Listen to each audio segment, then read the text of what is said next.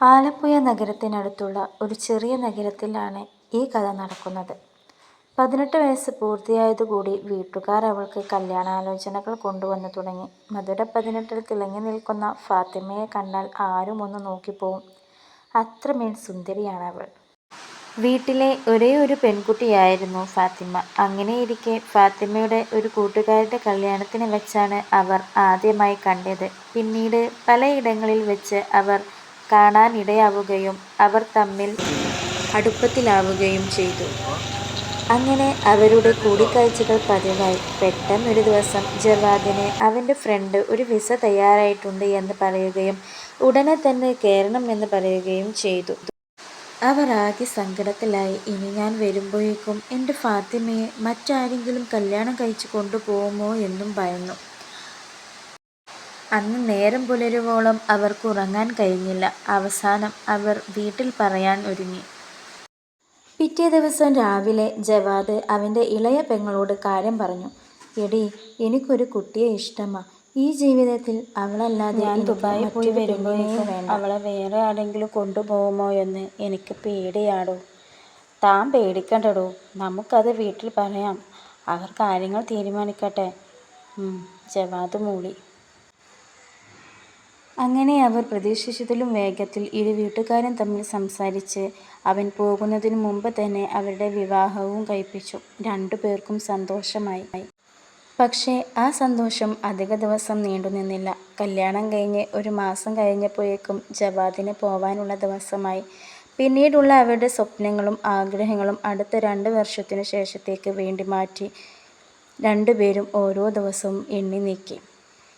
മാസങ്ങളേറെ കഴിഞ്ഞപ്പോഴേക്കും ഒട്ടുമിക്ക വീട്ടിലെയും പോലെ ഫാത്തിമയുടെ ജീവിതത്തിലും ഓരോ വിള്ളലുകൾ വീഴാൻ തുടങ്ങി. അവൾ പോകുന്നതിനും വരുന്നതിനും ഒക്കെ കുറ്റം പറയുന്ന നാട്ടുകാർ, വീട്ടിലുള്ളവരുടെ കുത്തുവാക്കുകൾ. ജവാദ് വീട്ടിൽ നിന്ന് പ്രവാസ ജീവിതം സ്വീകരിച്ചതോടുകൂടി അവൾ ആ വീട്ടിൽ ഒരു അധികപ്പറ്റായി മാറി തുടങ്ങി. അവൾക്കില്ലാത്ത കുറ്റങ്ങളും കുറവുകളുമില്ല. ഉമ്മയും ഇത്താത്തമാരും ഒരു വേലക്കാരിയെപ്പോലെ അവളെ കണ്ടു. എന്നിട്ടും ഒരു പരാതി പോലും അവൾ അവനോട് പറഞ്ഞില്ല. പക്ഷേ ഒരു ദിവസം പതിവ് പോലെ ജവാദ് വിളിച്ചപ്പോൾ ഏറെ സന്തോഷത്തോടുകൂടി അവൾ ആ അലക്കുകല്ലിനരികിൽ നിന്ന് ഓടി വന്ന് ഫോണെടുത്തു. ഏറെ സ്നേഹത്തോടെ ഹലോ ഇക്ക എന്ന് വിളിച്ച് നാവെടുത്തില്ല. അതിനു മുന്നേ അവൻ അവളെ ചീത്ത വിളിച്ചു. എടി, നീ എന്താ ഉമ്മാനെ നോക്കാത്തത്? കേട്ടതും അവിടെ മറിക്കുന്ന പണി അവൾ എല്ലാ പണിയും ഉമ്മാനെ കൊണ്ട് എടുക്കാതെ ഞാനൊന്ന് പറയട്ടെ? വേണ്ട, നീ ഒന്നും പറയണ്ട. ഇനി നീ എനിക്ക് വിളിക്കണ്ട. നീ ആരുടെ കൂടെയാണ് ഇന്നലെ ബൈക്കിൽ വന്നിറങ്ങിയത്? ഞാനൊന്നും അറിയുന്നില്ല എന്ന് നീ വിചാരിക്കരുത്. ഇക്ക എന്തൊക്കെയായി പറയണത്? ഞാൻ നമ്മുടെ ഇഷലിൻ്റെ കൂടെയല്ലേ വന്നത്? ആരെങ്കിലുമൊക്കെ പറയുന്നത് കേട്ട് ഇക്ക എന്നെ അവിശ്വസിക്കുകയാണോ? ആരൊക്കെ എന്നെ തള്ളിപ്പറഞ്ഞാലും കുറ്റപ്പെടുത്തിയാലും ഇക്ക എൻ്റെ കൂടെ ഉണ്ടാവുമെന്ന് ഞാൻ വിചാരിച്ചു. പക്ഷേ ഇപ്പോൾ ഫാത്തിമ ചങ്ക് പിളരുന്ന വേദനയോടെ ആർത്തി വിളിക്കണമെന്ന് മനസ്സിലുണ്ടെങ്കിലും ഒന്നുറക്കെ കരയാൻ പോലും കഴിയാതെ ആ റൂമിൻ്റെ 4 ചുവരുകൾക്കുള്ളിൽ തൻ്റെ സങ്കടങ്ങളെല്ലാം കണ്ണീരാക്കി സ്വയം ഓരോന്ന് പറഞ്ഞുകൊണ്ട് ഏറെ നേരം വിങ്ങിപ്പൊട്ടി. അപ്പോഴതാ ഒരു കോളിംഗ് ബെല്ലിൻ്റെ ശബ്ദം. ആദ്യം അവൾ ചെന്നില്ല. വീണ്ടും വീണ്ടും അത് മുഴങ്ങുന്നു. മറ്റാരും ആ വാതിൽ തുറക്കാത്തത് കാരണം അവൾ തൻ്റെ കണ്ണ് തുടച്ചു മുഖമൊന്ന് ശരിയാക്കി വാതിൽ തുറന്ന് പുറത്തേക്ക് വന്നു. ആരാ ഈ നേരത്ത് പതിവില്ലാതെ എന്ന് വിചാരിച്ച് അവൾ ഉമ്മറത്തെ വാതിൽ തുറന്നു. ഉമ്മ ഒറ്റക്കാണോ വന്നത്? എന്താ എൻ്റെ മോളുടെ കണ്ണ് കലങ്ങിയിരിക്കുന്നേ? അത് കേട്ടതും ഒന്നും പറയാനാകാതെ അവൾ ഉമ്മയുടെ തോളോട് ചാഞ്ഞു.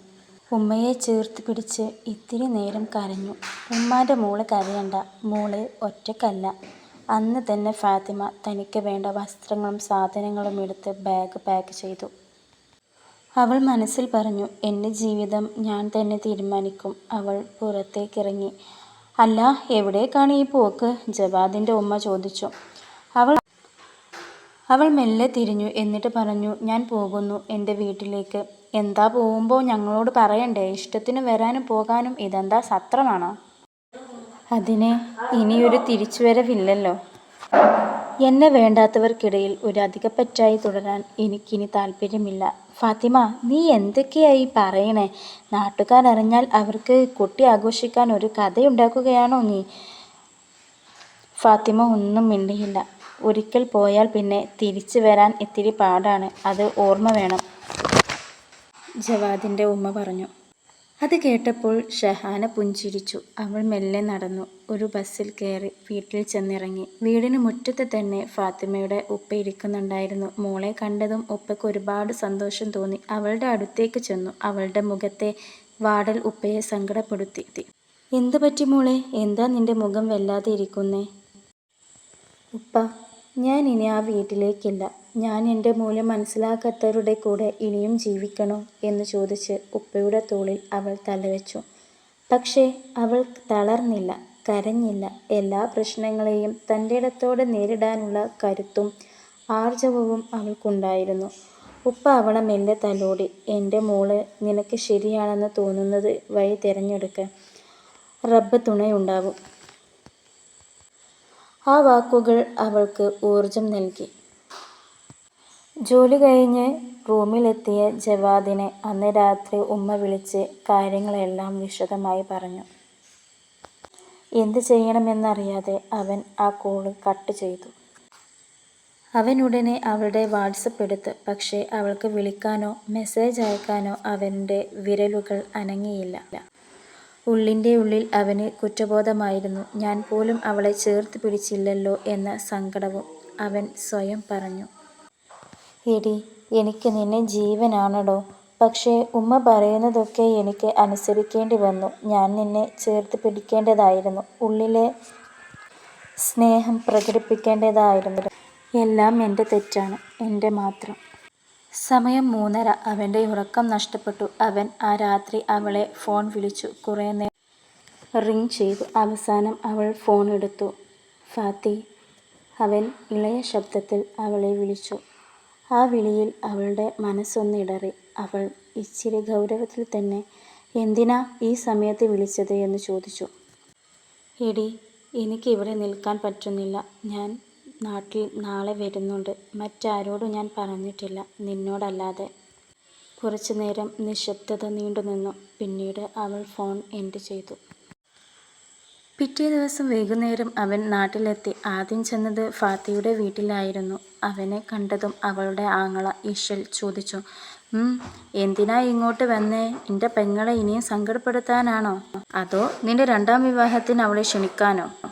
ഇശൽ, നീ എന്തൊക്കെയാടാ പറയണത്? ഞാൻ ഒരു പ്രശ്നത്തിന് വന്നതല്ല. എനിക്ക് നിങ്ങളോട് സംസാരിക്കണം, അവളെ കാണണം, എന്നിട്ട് ഞാൻ പൊയ്ക്കൊള്ളാം. അവൾ വാതിലിൻ്റെ ബാക്ക് സൈഡിൽ നിന്നും മുന്നോട്ട് വന്ന്. 2 വർഷത്തിന് ശേഷം അവരുടെ ആദ്യത്തെ കണ്ടുമുട്ടലായിരുന്നു അത്. പക്ഷേ അവനെ കണ്ടപ്പോൾ അവൾ പോലും അറിയാതെ അവളുടെ കണ്ണുകൾ നനഞ്ഞു. ഉമ്മയും ഉപ്പയും അവിടെ നിന്ന് മാറിക്കൊടുത്തു. നിറക്കണ്ണുകളോടെ അവൾ അവനോട് ചോദിച്ചു, എന്താ നിങ്ങൾക്ക് സംസാരിക്കാനുള്ളത്? എൻ്റെ പ്രശ്നങ്ങൾ അറിയാനോ സങ്കടങ്ങൾ കേൾക്കാനോ ഒരിക്കൽ പോലും സമയം കണ്ടെത്താൻ കഴിയാത്ത നിങ്ങൾക്ക് ഇപ്പോൾ സമയം കിട്ടിയോ? അതോ പുനർവിവാഹത്തിന് എന്നെക്കൊണ്ട് ഡൈവേഴ്സ് നോട്ടീസിൽ ഒപ്പിട്ട് തരണമെന്ന് പറയാനാണോ ഈ വരവ്? അത് പറഞ്ഞു തീരും മുൻപേ അവൻ അവളുടെ വാ പൊത്തിപ്പിടിച്ചു. അവളുടെ കണ്ണിലേക്ക് നോക്കിക്കൊണ്ട് പറഞ്ഞു, നിനക്ക് ആവശ്യമുള്ള സമയത്ത് ഞാൻ താങ്ങായിട്ടില്ല, തണലായിട്ടില്ല, ചേർത്ത് പിടിച്ചിട്ടില്ല, നിന്നെ മനസ്സിലാക്കാനും ശ്രമിച്ചിട്ടില്ല, നിന്റെ വാക്കുകൾക്ക് ചെവി കൊടുത്തിട്ടില്ല. മറ്റുള്ളവരുടെ കൂടപ്പിറപ്പുകളുടെ വാക്ക് മാത്രം കേട്ട് നിന്നെ കുറ്റപ്പെടുത്തി പരിഹസിച്ചു. അവർക്കൊപ്പം കൂടി നിന്നെ അകറ്റി നിർത്തി. എല്ലാം ശരിയാണ്, എല്ലാം എൻ്റെ തെറ്റാണ്, എൻ്റെ മാത്രം തെറ്റ്. പക്ഷേ ഇത് ഞാൻ അറിഞ്ഞതല്ല. എടി, ഈ ജീവിതത്തിൽ നിന്നെ അല്ലാതെ മറ്റാരെയും ആ സ്ഥാനത്തേക്ക് സങ്കല്പിക്കാൻ പോലും എനിക്കാവില്ല. ഒരു തവണത്തേക്ക് നീ എന്നോട് ക്ഷമിക്കില്ലേടി എന്ന് പറഞ്ഞ് അവൻ അവളുടെ മുമ്പിൽ നിന്ന് കരഞ്ഞു. അവിടെ നിന്ന് പടിയിറങ്ങിപ്പോയി. അവൻ നേരെ ചെന്ന് കയറിയത് അവൻ്റെ വീട്ടിലേക്കാണ്. അവിടെ ചെന്ന് സോഫയിൽ ചാരിയിരുന്നു. ഉമ്മ അടുക്കളയിലായിരുന്നു. ഉമ്മ അടുക്കളയിൽ നിന്ന് വന്നപ്പോൾ കണ്ടത് ജവാദ് ഇരിക്കുന്നതാണ്. അവരെ, മോനെ, നീ എപ്പോൾ വന്നു? നീ എന്താ പറയാതെ വന്നത്? നീ വന്നതെന്തായാലും നന്നായി.